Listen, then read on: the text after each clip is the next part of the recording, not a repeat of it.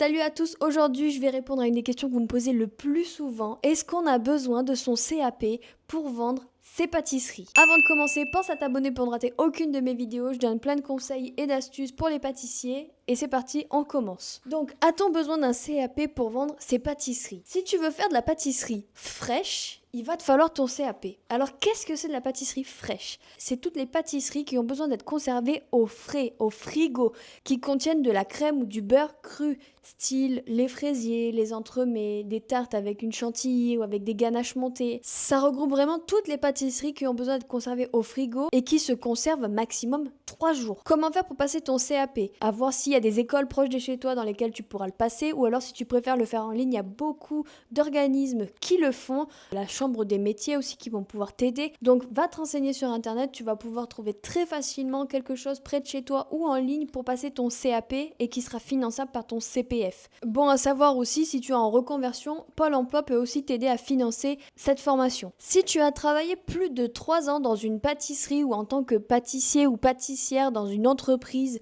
que ce soit un restaurant, un traiteur, et que tu peux prouver que tu as été pâtissier ou pâtissière pendant plus de 3 ans dans une entreprise, tu as donc directement ton CAP. Je t'invite à te renseigner sur internet pour savoir comment faire pour valider ton CAP dans ce cas-ci. Et troisième possibilité, si tu as un bac pro cuisine, il te suffit de faire une mention pâtisserie pour avoir l'équivalent donc de ton CAP. En revanche, si tu veux faire de la pâtisserie sèche, tu n'es pas dans l'obligation d'avoir ton CAP. Qu'est-ce que c'est que la pâtisserie sèche? C'est toutes les pâtisseries de longue conservation, dites de voyage, qui se conservent donc sur la durée, qui n'ont pas besoin d'être mis au frais, au frigo, et qui ne contiennent aucune denrée crue, donc la crème, le beurre, les œufs, donc tout ce qui va être les cookies, les brownies, les cakes, les sablés, tous les biscuits, tout ça c'est de la pâtisserie sèche. Et donc pour ça, tu n'as pas besoin de passer ton CAP. Avant de passer à la suite, pense à liker la vidéo. En revanche, pour tous ces cas de figure, donc si tu n'as pas un CAP pâtisserie, tu vas devoir obligatoirement passer une formation